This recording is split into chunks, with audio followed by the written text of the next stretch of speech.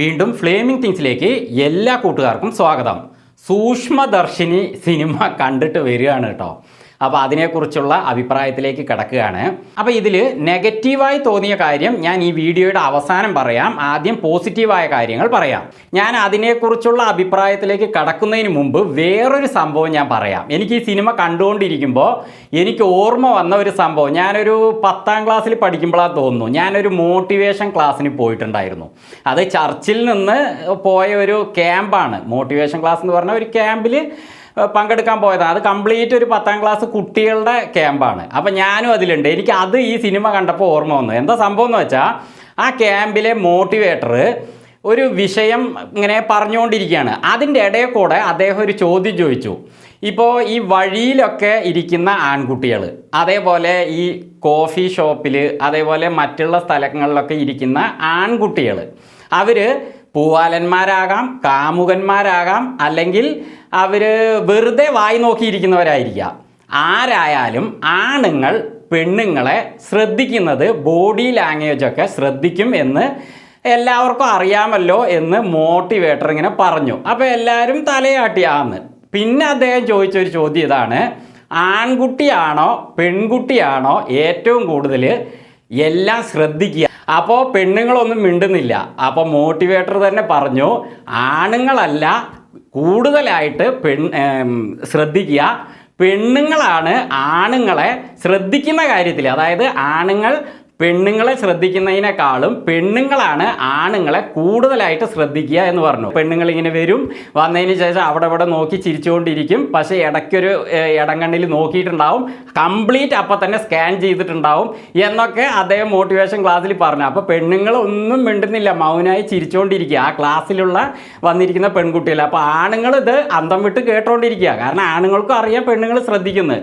പക്ഷേ അദ്ദേഹം അതിൻ്റെ ഓരോ അനുഭവങ്ങൾ കാര്യങ്ങളൊക്കെ ഇങ്ങനെ എന്താ പറയുക, കൗൺസിലിംഗ് ഒക്കെ കൊടുക്കുന്ന ഒരു മോട്ടിവേറ്ററാണ് അദ്ദേഹം. അപ്പോൾ ആ കൗൺസിലിംഗ് പെണ്ണുങ്ങൾ അദ്ദേഹത്തിൻ്റെ അടുത്ത്, പെൺകുട്ടികളൊക്കെ വന്ന് ഓരോ കൗൺസിലിംഗ് പറയുമ്പോൾ അദ്ദേഹം ശ്രദ്ധിച്ച കാര്യങ്ങളാണ് പറയുന്നത്. ഇന്ന കാര്യങ്ങളൊക്കെ അവർ കൃത്യമായിട്ട് പെൺകുട്ടികൾ ശ്രദ്ധിച്ചിരിക്കുന്നത്. ചുരുക്കി പറഞ്ഞാൽ ആണുങ്ങളെക്കാൾ കൂടുതൽ പെണ്ണുങ്ങളാണ് ആണുങ്ങളെ കൃത്യമായിട്ട് ഒരു തെറ്റും കൂടാതെ ശ്രദ്ധിക്കുക എന്ന് അദ്ദേഹം പറഞ്ഞത് എനിക്ക് ഈ സിനിമ കാണുമ്പോൾ ഓർമ്മ വരാൻ കാരണം ഇതിലെ പ്രധാന കഥാപാത്രമായ നസ്രിയ തന്നെയാണ്. നസ്രിയ കുറേ കാലമായിട്ട് സിനിമയിൽ ഉണ്ടായിരുന്നില്ല എന്ന് തോന്നുന്നു. കാരണം ഈ അടുത്തൊന്നും ഞാൻ സിനിമയെ കണ്ടിട്ടില്ല. അവർ അടുത്ത് അഭിനയിച്ചിരുന്നോ ഇല്ലയോ എന്നുള്ളത് ഞാൻ ഓർക്കുന്നില്ല. എന്തായാലും ഞാൻ ഇപ്പോഴാണ് കുറേ കാലത്തിന് ശേഷം നസ്രിയ ഈ സിനിമയെ കാണുന്നത്. ഈ തിരിച്ചു വരവ് നസ്രിയ ഗംഭീരമാക്കിയിട്ടുണ്ട്. ഞാൻ ആലോചിക്കുന്നത്, ഇങ്ങനൊരു ക്യാരക്ടർ കിട്ടിയത് കൊണ്ട് തന്നെ ആയിരിക്കാം അവർ ഈ സിനിമയ്ക്ക് ഇൻട്രസ്റ്റ് കാണിച്ച് ഇതിൽ അഭിനയിച്ചിരിക്കുന്നത് എന്നാണ് തോന്നുന്നത്. കാരണം നസ്രിയയ്ക്ക് കറക്റ്റ് സൂട്ടാവുന്ന ഒരു വേഷമാണ് ഈ സിനിമയിൽ കിട്ടിയിരിക്കുന്നത്. ആ സിനിമയുടെ പേര് പോലെ തന്നെ സൂക്ഷ്മദർശിനി. നസ്രിയ ഈ സിനിമയിൽ പൊളിച്ചിട്ടുണ്ട്. അവരുടെ ഭർത്താവായിട്ട് ദീപക് പറമ്പോൾ അഭിനയിച്ചിട്ടുണ്ട്. ഈ ഭർത്താക്കന്മാരൊക്കെ വീടുകളിലുള്ള ചുറ്റുമുള്ള കാര്യങ്ങളൊന്നും ഒട്ടും ശ്രദ്ധിക്കാറില്ല എന്നതിന് ദീപക് പറമ്പോൾ ഈ സിനിമയിൽ അഭിനയിച്ച് കാണിച്ചിട്ടുണ്ട് കേട്ടോ. കാരണം അങ്ങേരൊന്നും ശ്രദ്ധിക്കുന്നില്ല, പക്ഷേ ഒരു വീട്ടമ്മ എന്തൊക്കെ ചുറ്റുമുള്ള കാര്യങ്ങൾ കൃത്യമായിട്ട് മനസ്സിലാക്കുന്നു, അവർ സ്കാൻ ചെയ്യുന്നു, അതിൽ നിന്ന് ഓരോ കാര്യങ്ങൾ അവർ കൃത്യമായി ഓർമ്മയോടെ ചിന്തിക്കുന്നു എന്നുള്ളതൊക്കെ നസ്രിയ ഈ സിനിമയിലൂടെ അഭിനയ മികവിലൂടെ തെളിയിച്ചിട്ടുണ്ട്. നസ്രിയയുടെ കൂടെ തന്നെ അഖില ഭാർഗവൻ, പൂജ മോഹൻരാജ്, മെറിൻ ഫിലിപ്പ് തുടങ്ങിയവർ ഒരു ഡിറ്റക്റ്റീവ് പോലെ തന്നെ വരുന്നുണ്ട്. വീട്ടമ്മമാരെന്ന നിലയ്ക്ക് അവരും കൂടെ കൂടുന്നുണ്ട്. പക്ഷേ അതിന് നേതൃത്വം നസ്രിയ തന്നെയാണ്. ആർക്കും എന്തും തോന്നാത്ത സംശയങ്ങളൊക്കെ അവർ കൃത്യമായിട്ട് ചിന്തിച്ച് ഈ സിനിമയിലെ വലിയൊരു ചരിത്രം തന്നെ അവർ ഈ സിനിമയിലൂടെ തെളിയിച്ചിട്ടുണ്ട്. ഞാനിത് കണ്ടപ്പോൾ അതാ ഓർമ്മ വന്നത്. സ്ത്രീകൾ എന്തെല്ലാം പെട്ടെന്ന് വീക്ഷിച്ച് മനസ്സിലാക്കുന്നു എന്നുള്ളത് ഈ സിനിമയുടെ കഥ എഴുതുന്ന ആൾക്കാർ ചിന്തിച്ചിട്ടുണ്ടാവും. അവരെക്കുറിച്ച് ഞാൻ വരാം. അതിനു മുമ്പ് ഞാൻ പറയുകയാണ്, നസ്രിയ പൊളിച്ചിട്ടുണ്ട്. പിന്നെ അതേപോലെ തന്നെയാണ് ബേസിൽ ജോസഫും. ബേസിൽ ജോസഫ് ഇങ്ങനൊരു ക്യാരക്ടർ ഇതിനു മുമ്പ് ചെയ്തിട്ടുണ്ടോ എന്ന് എനിക്കറിയില്ല. ശരിക്കും പറഞ്ഞാൽ ബേസിൽ ജോസഫ് എന്ത് ക്യാരക്ടറും ചെയ്യാൻ അങ്ങനെ ഫ്ലെക്സിബിൾ ആയിട്ടുള്ള ഒരാളാണെന്ന് ഈ സിനിമയിലൂടെ തെളിയിച്ചിരിക്കുകയാണ്. ബേസിൽ ജോസഫ് ഇതിൽ പൊളിച്ചിട്ടുണ്ട് പ്രിയപ്പെട്ടവരെ. ഈ സിനിമ എങ്ങനത്തെ ജേണറിൽ പോകുന്നതെന്ന് വെച്ചാൽ ക്രൈം ത്രില്ലർ മൂവി. ശരിക്കൊരു ക്രൈം ത്രില്ലർ മൂവി തന്നെയാണ് കേട്ടോ ഇത്. ആദ്യം മുതൽ അവസാനം വരെ ത്രില്ലിങ് എന്ന് പറഞ്ഞാലും പോരാ, നസ്രിയ നമ്മളെ അങ്ങനെ ത്രില്ലടിപ്പിച്ചുകൊണ്ടേയിരിക്കുകയാണ്. നസ്രിയയോടൊപ്പം ബേസിൽ ജോസഫ്, അതേപോലെ ഈ മനോഹരി ജോയ് എന്ന് പറയുന്നത് ഒരു വയസ്സായ അമ്മയുടെ ക്യാരക്ടറാണ്. അവർ പൊളിച്ചിട്ടുണ്ട് കേട്ടോ, നന്നായിട്ട് അവർ അഭിനയിച്ചിട്ടുണ്ട്. ഈ ബേസിൽ ജോസഫിൻ്റെ ക്യാരക്ടറുകളുടെ ആ ഒരു ഭാഗം വരുന്നതോടെ ത്രില്ലിങ് എന്ന് പറഞ്ഞാലും പോരാ, അമ്മാതിരി ത്രില്ലിങ്ങാണ്. ശരിക്കും പറഞ്ഞാൽ ബോഗൈൻ വില്ലേനെ കടത്തി വെട്ടിക്കളഞ്ഞു, അതില്ല പറയാൻ പറ്റില്ല. കിഷ്കിന്ധാകാന്ഡത്തിൻ്റെ അത്ര വന്നിട്ടുണ്ടോ എന്ന് ചോദിച്ചു കഴിഞ്ഞാൽ അതിൻ്റെ മേലെ പോയോ എന്ന് എനിക്ക് പറയാൻ പറ്റില്ല. മേലെ പോയോ എന്നോ എനിക്കൊരു ഡൗട്ടുണ്ട്. പക്ഷേ കിഷ്കിന്ധാകാന്ഡത്തിൻ്റെ നിലവാരം ഈ സിനിമയിൽ ഫുള്ളായിട്ടുണ്ട്. ബോഗൈൻ വില്ല, കിഷ്കിന്ധാകാന്ഡം ഇതേപോലെ തന്നെ നല്ലൊരു ക്രൈം ത്രില്ലർ മൂവിയാട്ടോ. ഡയറക്ടർ MC ജിതിൻ, ഗംഭീര ഡയറക്ഷനാട്ടോ, നിങ്ങൾ സമ്മതിച്ചിരിക്കുന്നു. അതേപോലെ തന്നെ ഇതിൻ്റെ തിരക്കഥ എഴുതിയവർ ലിബിൻ TB ആൻഡ് അതുൽ രാമചന്ദ്രൻ. ഈ സിനിമയിൽ ഏറ്റവും കൂടുതൽ ഞാൻ ഈ ചാനലിൽ നിന്ന് അഭിനന്ദിക്കുന്നത് ഈ 2 തിരക്കഥ എഴുതിയവരെയാണ്, ലിബിൻ TB ആൻഡ് അതുൽ രാമചന്ദ്രൻ. എങ്ങനെ ബ്രദേഴ്സ് നിങ്ങൾ ഇങ്ങനെ ഒരു തിരക്കഥ എഴുതിയത്? സമ്മതിച്ചിട്ട് ഇതിന് നിങ്ങൾക്ക് എത്ര ദിവസം എടുത്തു?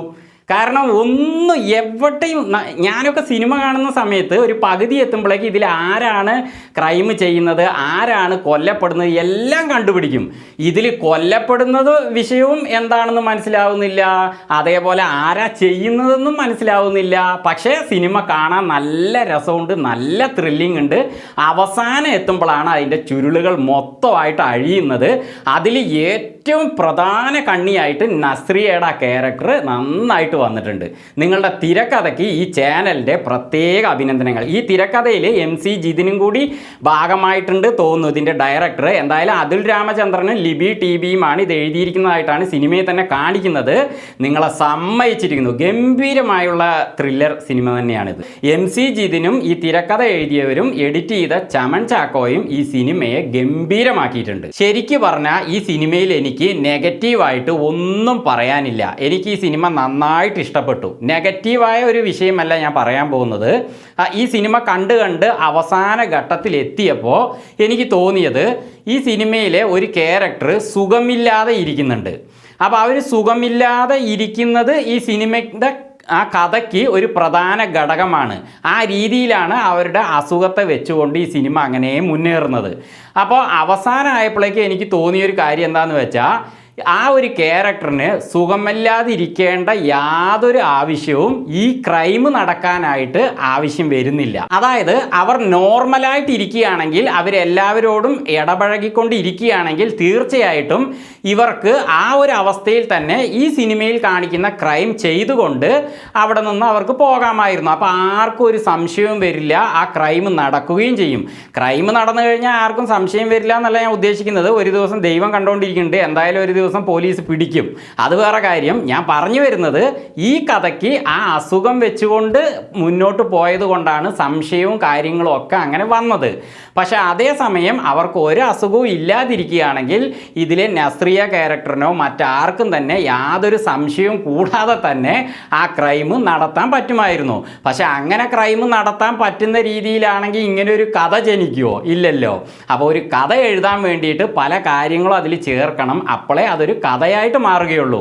അതായത് ഈ കഥ എഴുതുന്നതിൽ ഇവർ ഗംഭീര വിജയമാണ് അവർക്ക് അസുഖത്തെ വെച്ചുകൊണ്ട് ചെയ്തത് വഴി എന്നാണ് ഞാൻ പറഞ്ഞു വരുന്നതിൻ്റെ അർത്ഥം. അല്ലാതെ ഈ സിനിമയിൽ ഒരു നെഗറ്റീവ് വിഷയമേ ഇല്ല. പക്ഷെ ലോജിക്ക് ഇല്ലാതെ പലർക്കും തോന്നാം ഇവർക്ക് എന്തിനാ അസുഖം വെച്ചുകൊണ്ട് ഇങ്ങനെ മുന്നോട്ട് പോകേണ്ട കാര്യം, അല്ലാതെ തന്നെ ക്രൈം ചെയ്യാമല്ലോ എന്ന് എന്നെ പോലെ പലർക്കും ഒരു സംശയം തോന്നിയിട്ടുണ്ടാകാം. അതുകൊണ്ട് പറഞ്ഞതേ ഉള്ളൂ. അങ്ങനെ സംഭവിക്കുകയാണെങ്കിൽ എന്തായാലും ഇങ്ങനെ ഒരു കഥ ജനിക്കില്ല. അപ്പോൾ നല്ല നല്ല കഥകൾ എഴുതാനായിട്ട് ഇതേപോലത്തെ ഓരോ ഘടകങ്ങൾ വെച്ചുകൊണ്ട് മുന്നോട്ട് പോകുമ്പോഴാണ് അവസാനം എത്തുമ്പോൾ അത് നമുക്ക് ഗംഭീരമായിട്ട് തോന്നുക. അപ്പോൾ ലിബിൻ TBയിൽ നിന്നും അതുൽ രാമചന്ദ്രനിൽ നിന്നും ഇതുപോലത്തെ കഥയും തിരക്കഥയും ഇനിയും പ്രതീക്ഷിക്കുന്നു. കാരണം ഈ സിനിമ കണ്ടു കഴിഞ്ഞാൽ ഷെർലക് ഹോംസിൻ്റെ കഥകളില്ലേ, ഡിറ്റക്റ്റീവിൻ്റെ കഥകൾ, നോവലുകൾ, അതിനെയൊക്കെ കടത്തി വെട്ടിയോ എന്നൊരു സംശയമുണ്ട്. ആ രീതിയിലാണ് ഈ സിനിമയുള്ളത്. നല്ലൊരു ക്രൈം ത്രില്ലർ മൂവി. ഈ സിനിമ എൻ്റെ അഭിപ്രായത്തിൽ ഒട്ടും ഒട്ടുമിക്ക പ്രേക്ഷകർക്കും ഇഷ്ടപ്പെടും കേട്ടോ. കാരണം എന്താണെന്ന് വെച്ചാൽ ചിലവർക്ക് ആക്ഷൻ സിനിമ മാത്രമേ ഇഷ്ടപ്പെടുള്ളൂ, ചിലവർക്ക് നല്ല മ്യൂസിക്കും പാട്ടൊക്കെ ഉണ്ടായാൽ മതി, ചിലർക്ക് നല്ല ഫാമിലി സ്റ്റോറി വേണം, അങ്ങനെയൊക്കെ പോകും. പക്ഷേ ഈ സിനിമ കണ്ടിരിക്കുന്നത് മുതൽ ഇതെന്താ സംഭവിക്കുന്നത്, ഏതാ സംഭവിക്കുന്നത് ഒന്നും നമുക്ക് പിടുത്തം കിട്ടുന്നില്ല, കണ്ടുപിടിക്കാനേ പറ്റുന്നില്ല. ആ രീതിയിലാണ് ഈ സിനിമ പോകുന്നത്. ഞാനിതിൻ്റെ 90% ഭാഗം എത്തിയപ്പോഴാണ് ഞാനും വൈഫുമാണ് ഈ സിനിമയ്ക്ക് പോയത്. ഇതിലാരാണ് ഇങ്ങനെ സംഭവിക്കുന്നതെന്ന് ഞാൻ വൈഫിനോട് പറഞ്ഞു. അപ്പോൾ വൈഫിന് പോലും അത് മനസ്സിലായിട്ടില്ല. അപ്പോൾ എനിക്ക് 90% എത്തിയിട്ടാണ് എനിക്ക് തന്നെ കണ്ടുപിടിക്കാൻ പറ്റിയത്. പക്ഷേ ഞാൻ സാധാരണ ത്രില്ലിംഗ് മൂവികൾ കാണുമ്പോൾ ഒരു പകുതി എത്തുമ്പോഴേക്കും തന്നെ അത് മനസ്സിലാക്കും. ഞാൻ ബോഗൻവില്ലയിലൊക്കെ ഒരു 60% എത്തിയതെന്ന് തന്നെ കണ്ടുപിടിച്ചു. പക്ഷേ ഇതിൽ കണ്ടുപിടിക്കാനേ പറ്റുന്നില്ല കേട്ടോ. ആര് ചെയ്യുന്നു, എന്ത് ചെയ്യുന്നു, എപ്പോൾ ചെയ്യുന്നു ഒന്നും കണ്ടുപിടിക്കാൻ പറ്റുന്നില്ല. പക്ഷേ സിനിമ നമ്മളെ ഒരു രീതിയിലും കൺഫ്യൂഷൻ ആക്കുന്നില്ല. ത്രില്ലടിപ്പിച്ച് തന്നെ ആ ക്രൈം ത്രില്ലറിൻ്റെ അവസാനം വരെയും ചുരുളഴിക്കാതെ അവർ കൊണ്ടുപോയിട്ട് നമ്മളെ അത്യധികം ഇഷ്ടപ്പെടുത്തുന്നുണ്ട്.